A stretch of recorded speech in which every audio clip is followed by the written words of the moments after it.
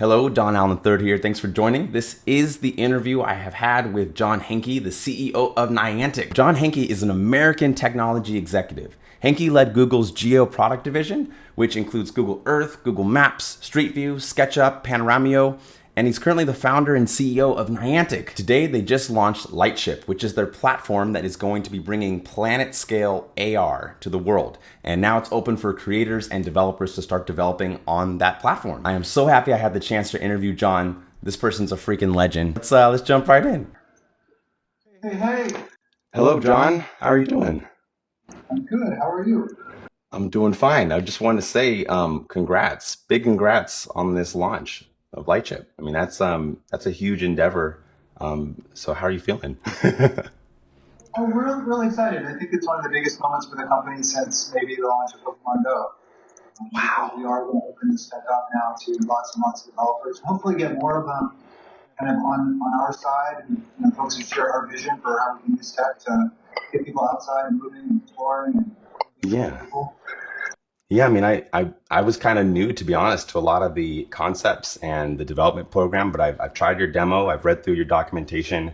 Oh my goodness. I had no idea kind of how far ahead your tools have been, and it's like very inspiring, personally speaking. So it's great to hear. We've been working really hard to get to know developers and listen hard, and we've gotten a lot of great feedback while we've been in beta for most of this year, actually. And we're serious about being a great platform for developers. Yeah, so personal question about that. Like, I sometimes use the word creator and developer interchangeably. Are those interchangeable terms for you, or is like a developer different than a creator in your minds with regards to your platform? Gosh, I wouldn't get too semantically Oh, particular about it from my point of view. Certainly, creators and developers are using these tools to make amazing stuff. So, yeah, I'm not being intentional about saying one or the other. okay, gotcha. I wasn't sure. I mean, I got a bunch of AR stuff here. I have some digital fashion I've made just for fun. I'm a very big fan of the metaverse, so Sweet. I'm a so yeah, so like when it comes to the metaverse, it's something that I know a lot of people have been talking about recently, and I would love if you felt comfortable to share what your vision of the metaverse is. Yes, well, the metaverse, that is true. A lot of people are talking about the metaverse. What we are talking about is a goal of using this tech, everything related to XR and um, modifying what you see in the world, connecting people together so that they can share experiences, doing it in the world. So whenever a lot of people are talking about a metaverse, I think what they're talking about, what it sounds like they're talking about, is a virtual world that you sort of jack into, a la, cyberpunk fiction, Hmm. and it's sort of like a virtual reality that you go out and live in. Hmm. And I mean, as a gamer, as a sci-fi fan, there's a certain coolness to that, I guess. But I think a far more important way to use the tech, and actually, I think a far more fun way to use the tech as well, Hmm. is kind of like the way we use our mobile phones. So that to take it with us Oh. out in the world, moving, exploring, hanging around other people. Um, yeah, I mean, for me, this whole COVID period of kind of being cooped up inside, Hmm. being totally reliant on things like Zoom and takeout food and streaming media to entertain, it's felt like this kind of dystopian future to me. So Right. I'm really happy to kind of get back out, and I think tech can be part of that. Not this idea that we're all headed to a world where we cocoon and isolate and just sort of plug in via technology. Hmm. Kind of scary to me. I don't think that's what we're really made for as human beings. I really don't think that would. I don't think we would feel good if we did that. Yeah, I mean that's a very good point. You talk about, kind of going out into the real world. I think you guys, from what I've read, you're about exercise and social interactions and engaging with real humans and stuff. So, in your blog post, you said that you want to start coining the term the real world metaverse, and I was like, wow, that's cool. And I love that because I love AR a lot, but I like how it kind of distinguishes it as like, oh, like it's still the real world. We can make it better. Is that kind of aligned with? Am I understanding that right? Definitely. I think there's a couple of ways of thinking about that when we talk about a real world metaverse. I think we can have fantasy worlds that get overlaid onto the real world. So you can have a sense of adventure. You can have your armor and your wings and wherever your imagination might take you. And all of us can have that, and we can transform the buildings and the landscape around us to sort of be part of that themed environment. Stuff's still there. The trees and birds and bones are still there, but we put a digital coating on them. Yeah. To take this somewhere else and to add some, spark of magic, let's say, to the world. Yes. In that sense, I think we can enhance our enjoyment of just kind of being out in the world. I think the other way that we can use tech to make the world better is maybe even more significant, though, and that's by getting off our couch and out into our local parks and local communities and setting foot in them and bumping into our neighbors and hanging out with people in our community in real life, bridging divides between people who may have different points of view, may come from different backgrounds. But whenever folks are joining together for a Pokemon Go raid, none of that matters. It's the raid that matters. Yeah. It's amazing and wonderful to see the way something like that can draw people together in real life. And to me, that is the first step towards getting past a lot of problems that we're seeing in society today, where people kind of tend to view other people as the enemy and so different, and right. never having met them or talked. And I think that can. It's a small thing, but those little nudges to get people out and maybe encourage some real life face-to-face hanging out and social interaction can't hurt and might actually. Definitely not. I mean, social interaction. I mean, I was in your blog post, you're talking about humans spent millions of years developing social interaction as like a foundation for how we work and exist. So it seems like removing social interaction, human to human, person to person connection is like not very human at all, because it's like that's what we've been doing. So I love that. Yeah. We are biological organisms, and we're evolved to find happiness in certain things. And, those things are, I think, from an evolutionary point of view, there were things that we needed to do and be good at in order, to survive and for our genes to survive. But it involves like being mobile so we can find food and, being able to work with other people and communicate with other people and have that sort of time around the campfire together, so to speak. Yeah. That allowed us to be successful. But that means that chemically your body is, when you do those things, your body's like, yes, like you feel relaxed now, you feel happy now, you had a good day, you can sleep well tonight. Yeah, all that sort of zen kind of contentment. And I think you just miss that whenever you're just doing virtual interactions. I think we've probably all felt that sort of anxiety build up, that stress build up, and so much of it can go away if we just go take a walk. Yeah, physical movement, metabolizes a lot of cortisol. Like you can feel a lot of stress and anxiety hormones that literally fill your blood. But when you're moving around, it's like, oh, let me metabolize this. Let me take this stress and do something else with it instead of just keeping it in your body and just staying there, and just circulating. So, yeah. Spent time in space, we found there's a lot of research out there that talks about not only the physiological effects of being active and just walking like 8,000 steps a day. Like you don't have to be an Olympic athlete. Just a modest amount of walking can make you physically feel better, but it also unlocks creativity. Your brain actually functions better. There's actually research around that. You're sharper, you're more creative. Psychologically, there's a study that showed walking a moderate amount each day was as effective as a prescription antidepressant. Wow. Oh, sure. It's powerful. It's powerful stuff for your brain and your mind. Yeah, so I mean, that's beautiful. And I really like how you're putting that. We can do a lot. And with regards to that term, the metaverse from earlier, I was going to ask you, who gets to build this metaverse, or who gets to build the metaverse? Is there a metaverse? Is there the metaverse? Sorry. Who gets to build it? Well, ultimately, creators are going to build it. The metaverse is about realizing one's creative vision in this, on this palette of the real world and with real people inhabiting it.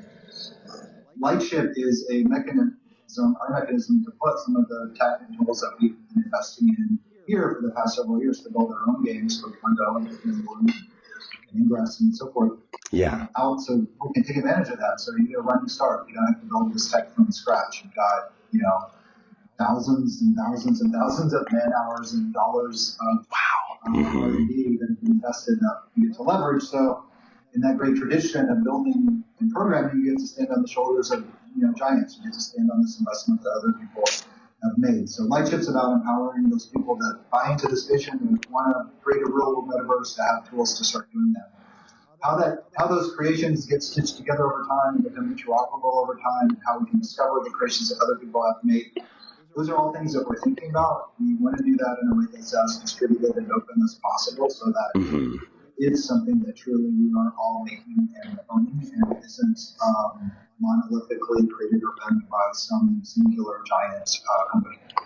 That's beautiful. So like you're talking about like an open way of approaching the real world metaverse so that, it's available for everybody. So you're saying creators get to build the metaverse in partnership with development that has happened over the years. Is that kind of the idea?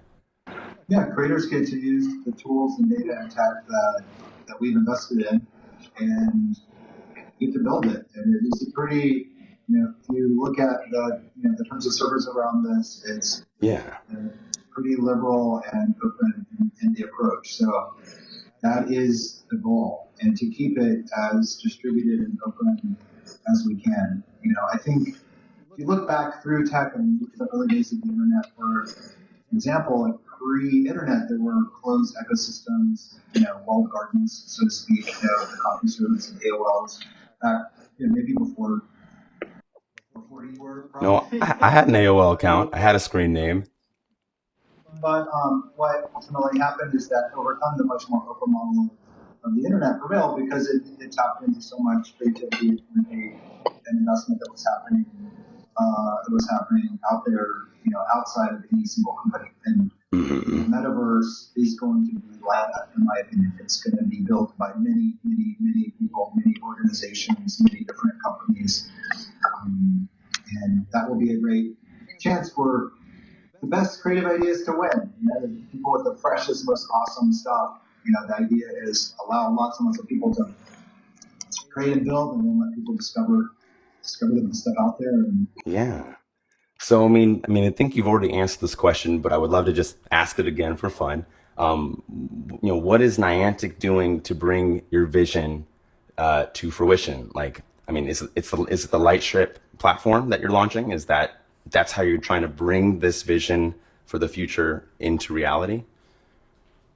Well, for the past 5 years, we've done it by building experiences like Pokemon Go, Ingress, and Pikmin Blue, and trying to invent a genre of using tech out in the real world, using AR at a planet scale, not making some holograms that are on your coffee table or your conference room table, but out in the world so that we can own them and map in the world to support that. What happened today is that we launched Lightship globally.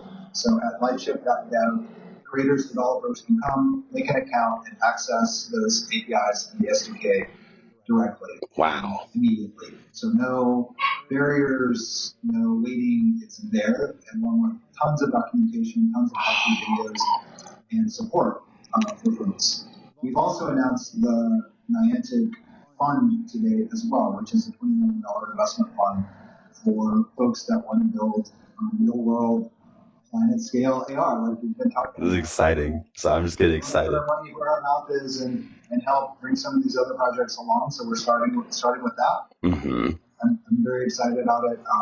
And for those projects, if the more inclusive they are, the more accessible they are, the better. And to the extent that they help encourage people to go outside and be active and exercise and spend time with other people, then those are the kinds of projects that we're looking to support. It seems like with that vision and this initiative, you have a real opportunity to kind of improve humans' relationship with technology overall. Like if people are exercising with technology and they're socializing real human person-to-person interaction, like I feel like that improves a lot of that has the potential, if done right, to help a lot of humans. I don't think technology is going away, and I don't think it necessarily should. But what gets you most excited? From developers and creators, what are you looking forward to seeing happen? Well, I think you've touched on it. The potential is there to make a significant impact with tech that's positive. And we think about kind of small nudges times billions having a big impact. So, it's sort of arrogant to say that, oh, you can just go out and with a swipe of your hand change the world. But if you Yeah. create systems where you create the right incentives, times lots and lots of people and lots of interactions, it is possible to have a positive impact. That obviously for us means getting Lightship out and evangelizing this vision for tech, a positive vision for tech, maybe something that's a little bit different than where tech has been headed for the past decade or so. It's kind of gone in a direction that maybe isn't always as having as positive an impact on people and our society as we would want it to. Right. It doesn't have to be that way. So we're out recruiting people who believe that we can do better and that we can, by making the right choices now and building the right kinds of tech and the right kinds of applications on it, that together we can make lots and lots of small impacts on lots and lots of people. Yeah, it can make a difference. I truly, truly believe that. Well, I mean, we've seen it. We've seen it. We know how much technology can change people, sometimes for worse. So why shouldn't it work the other direction? Why can't technology be used to change people for the better? I mean, why would it be a one-way interaction? Absolutely. And so this is about the choices that we make. And sometimes, the economic structure or the corporate structure can lead groups of people to make a series of decisions. I don't think somebody sits in a dark room and says, hey, we want to corrupt, human thinking or whatever. That'd be really weird. State builds up and you end up with a system that has certain effects that are negative. And so that means as tech people and as creators and developers, I think we have to sort of pull back and say, wait a minute, we want to be doing the same thing in a system that maybe isn't having the cumulative effect that we want, or we want to be mindful of our choices and think about maybe making some choices of where we spend our time and energy and what platforms we support and how we put sort of human values into our apps so that we can hit down different paths. I love that. And I mean, I think you've definitely already touched upon it, but I want to try to ask certain questions to get those sound bites that will help with um, why should people build with Niantic Lightship, considering that there are some alternatives out there. I'm not going to say them, but there are alternatives of AR metaverse things to build on. So why should people build with Niantic? Talking to the creators and developers, why? I mean, you've already answered it, but yeah. Yeah. Number one, we're going to enable you to get rid of the platforms related to building AR for the real world. That's our forte, mapping, understanding the real world, and making that super easy to use and super powerful. I think we do that best. Second, we do it across platforms. So we're not tied into iOS or Android or some future, closed HMD spec of the future.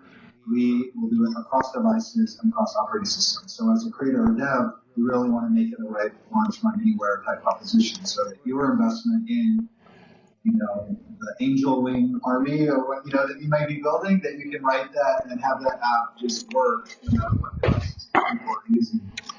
And I think that's incredibly powerful. So those are the two sort of, I think, core things. The third is really we are appealing to people that say, hey, I've got a certain number of years on this planet, and I've got a talent, I have ability, I'm going to put blood, sweat, and tears into something.